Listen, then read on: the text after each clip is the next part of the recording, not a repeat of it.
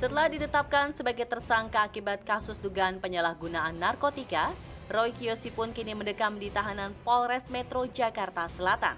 Kuasa hukum Roy, Henry Indraguna, menyebut bahwa kliennya tak semata-mata membeli narkotika hanya untuk kesenangan semata, namun karena penyakit insomnia yang dideritanya. Ia juga menyatakan jika hal tersebut telah dilakukan Roy sejak tahun 2017 atas resep dari dokter pribadinya. Kami sudah membawa bukti-bukti bahwa Roy itu adalah sakit. Kayak 2017, 2019 sakit, kita tunjukkan bahwa ada resep dokter, banyak dokter yang memang menangani dia.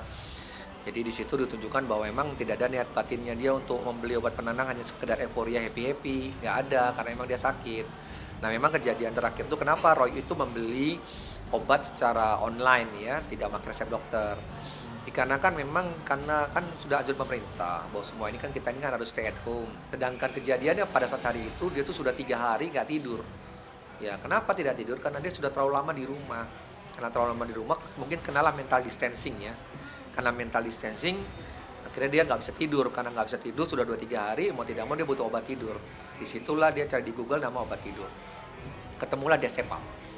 Nah dari situ dia klik lagi beli diazepam. Ternyata keluar tuh banyak sekali yang menjual. Bahkan toko-toko online besar pun menjual diazepam dengan gampang dan mudah.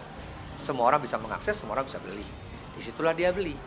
Setelah dikonsumsi ya udah jam 3 tuh digerebek polisi. 2017 dia sempat sakit insomnia selalu sembuh. Terus 2019 kambuh lagi sembuh. Nah sekarang baru kambuh lagi.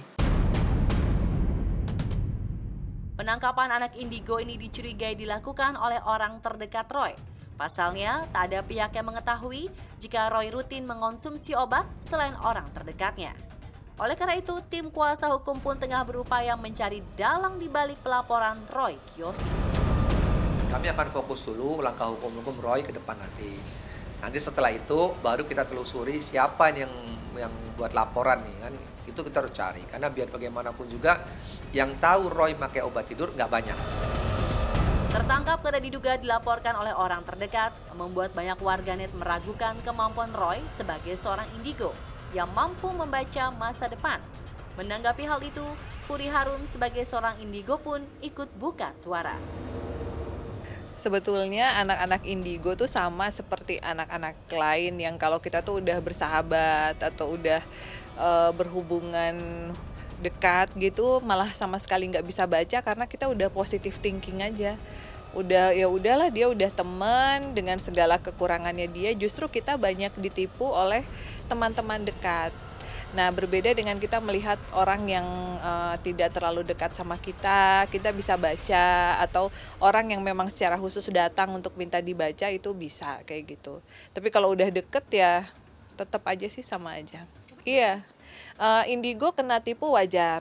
Jadi tidak ada orang yang secara gamblang bisa memprediksi dirinya sendiri. Kalau kayak gitu orang bisa memprediksi kematiannya sendiri kan udah seperti Tuhan gitu. Jadi kita hanya mendapatkan sedikit gambaran tentang apa yang terjadi, tetapi tidak semua peristiwa kita akan dapat gambaran kayak gitu. Jadi sama seperti manusia biasa, tetapi kita memang diberi kemampuan, kelebihan gitu, tetapi memang sesuai dengan tipikalnya itu tadi, karena nggak ada yang menguasai semua hal gitu. Di sisi lain, tertangkapnya Roy Kiyoshi atas kasus penyalahgunaan narkoba memang sangat mengejutkan dunia hiburan.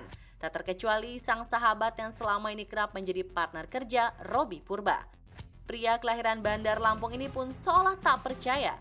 Hampir 1 minggu, pemilik nama asli Robby Cesar Titian Surya Purba ini bahkan tak sanggup melangkahkan kakinya untuk menjenguk Roy di balik jeruji besi lantaran rasa sedih dan terpuruk mengingat kondisi Roy di dalam tahanan. Kenapa nggak Robby langsung ke Polres? Dengkulku nggak sanggup, nggak akan sanggup untuk kayak nanyain kabar gitu aja, aku nggak akan sanggup.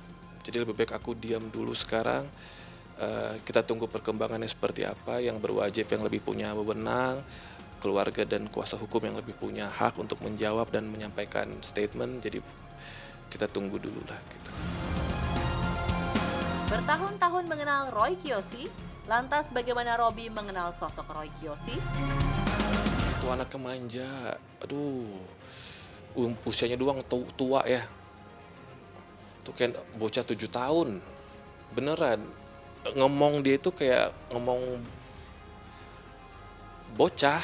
Apalagi anak itu kan banyak mainannya ya.